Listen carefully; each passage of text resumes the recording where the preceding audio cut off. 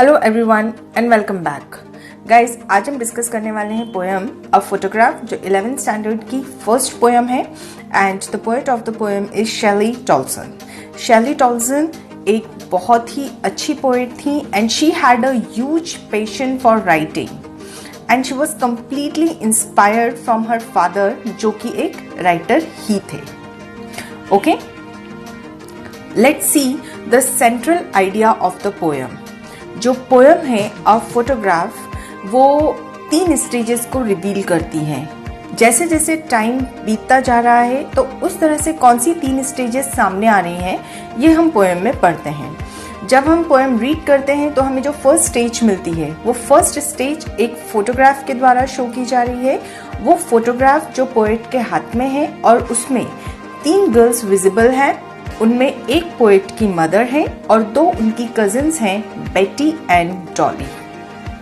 जब हम second stage की बात करते हैं तो सेकंड स्टेज में पोएट ने डिस्क्राइब किया है कि उस फोटोग्राफ के क्लिक होने के 20-30 ईयर्स के बाद का समय, जब उनकी मदर वॉज ग्रोन अप और उन्होंने उस फोटोग्राफ को देखा था, तो she had felt nostalgic and वो उस फोटोग्राफ को देखकर हंसी थी because of their dress up. And जो थर्ड स्टेज है वो हमें पोएट के एरा में लेकर जाती है, जिस टाइम पे पोएट उस फोटोग्राफ को देख रही है and how nostalgic she is feeling and she is remembering the good times of her mother. तो इस तरह से 3 स्टेजेस इस पोएम में डिफाइन की गई हैं। Let's see the stanza first. The stanza first says, The cardboard shows me how it was when the 2 girl cousins went paddling, each one holding one of my mother's hands, and she, the big girl, some 12 years or so.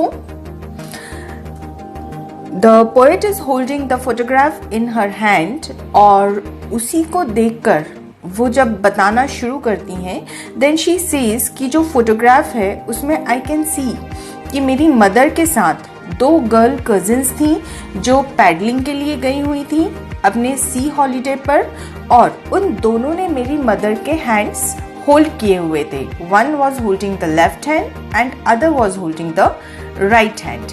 And the big girl here is used for poets mother, although she was just 12 years और around, but क्योंकि वो उन तीनों में eldest थी, that is why poet has used the phrase big girl for her mother.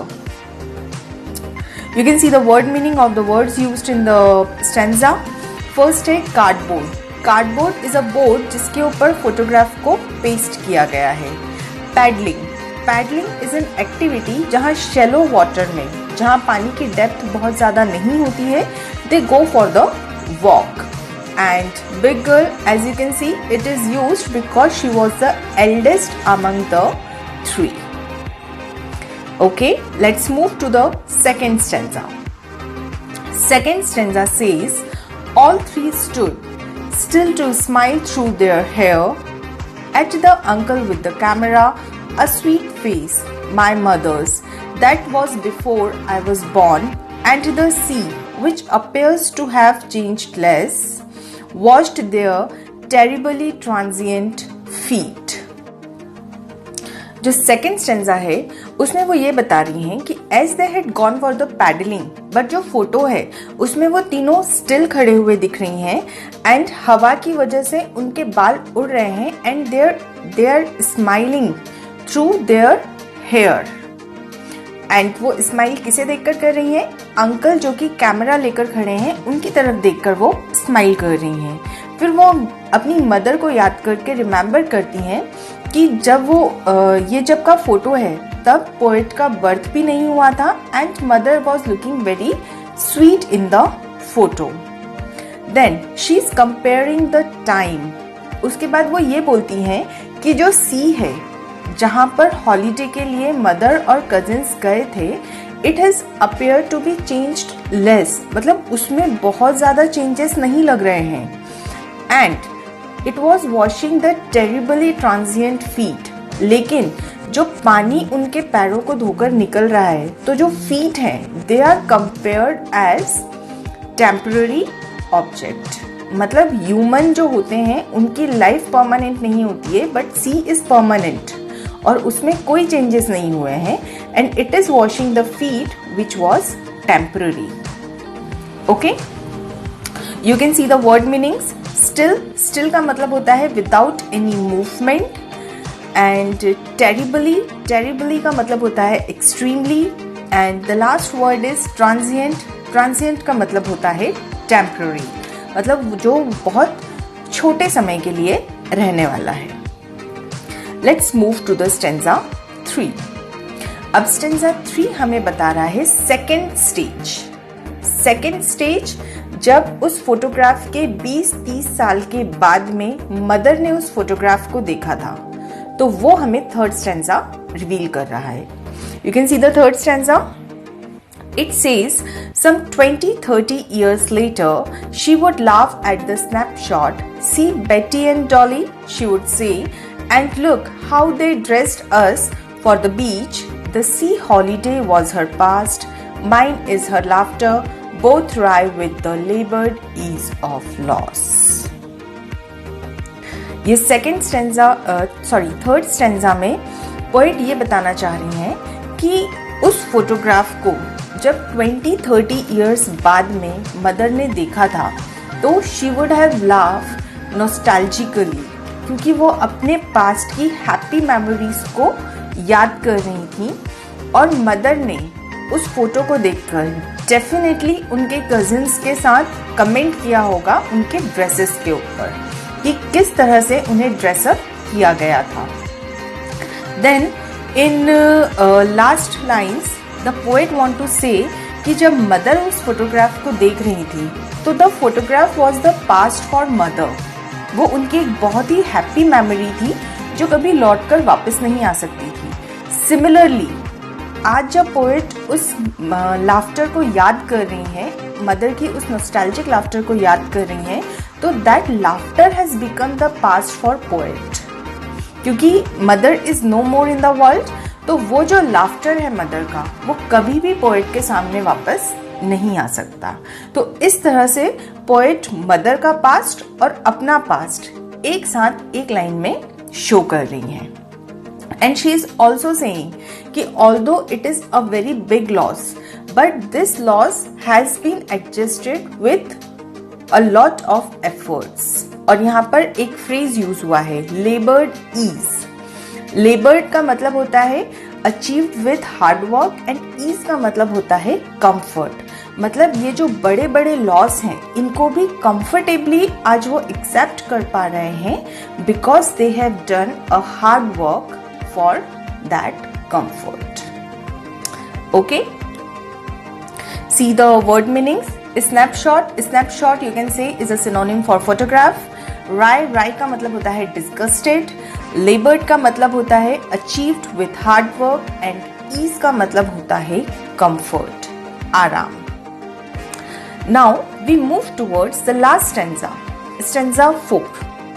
Now she has been dead nearly as many years, and that girl lived, and of this circumstance there is nothing to say at all. Its silences.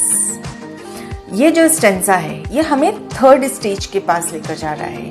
Third stage वो वाली stage जो present time में जो poet हैं वो अपनी mother के photograph को देखकर उनकी मेमोरीज को रिकॉल कर रही हैं। And what she says is कि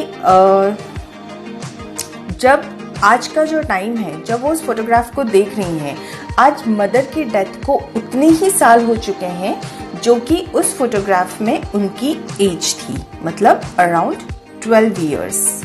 And poet is completely into grief with no words to express her sorrow. वो अपने लॉस और पेन को डिफाइन नहीं कर पा रही हैं। एंड इस सिचुएशन में अगर कुछ है तो वो सिर्फ और सिर्फ साइलेंस है, जिसने बाकी सारी चीजों को भी कंप्लीटली साइलेंस कर दिया है।